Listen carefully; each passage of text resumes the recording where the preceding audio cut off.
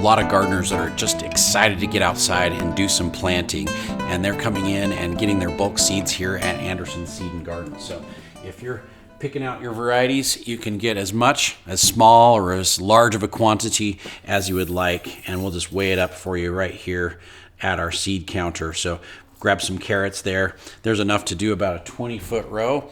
And basically all you need to do is come in and say, hey, my rows are 10 feet long and I'd like 2 rows of carrots, or I need 4 rows of peas, or just one row of radishes, and we'll get you the right amount.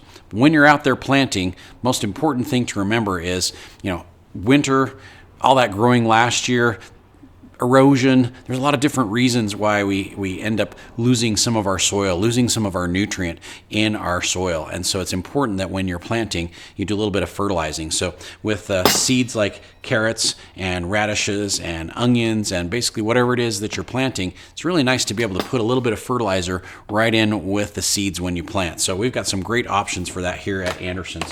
Between our tomato and vegetable food from Fertilome or our organic option, which is a tomato and vegetable food from Job's, you can put these fertilizers right in the row with the seeds. So when I'm planting my carrots, there's a couple little tricks that really help when you're planting carrots. And one, I rake the area where I'm going to plant my carrots, and I rake kind of a wider row, 6 or 8 inches wide.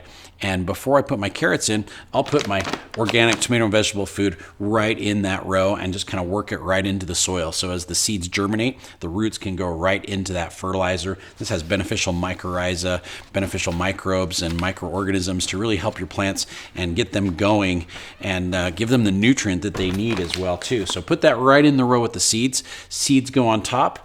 I put a little bit of coconut coir, which is a really great soil amendment that holds moisture like crazy. So I'll cover those seeds with about a 1/4 inch of the coconut coir, and the coconut coir holds that moisture, but it generates a lot of heat to get the seeds to come up a lot faster. And then after I put the coconut coir on, I just step on it very lightly and just kind of pack it down, and then I will water it. And usually with that light watering and the coconut coir, I only have to water about every 4 or 5 days if it's not raining and we're not getting some moisture from Mother Nature as well too. But it's critical that we make sure and get that little bit of fertilizer right in the row with the seeds when you plant. I hate fertilizing weeds, so if you fertilize your whole garden, that's great.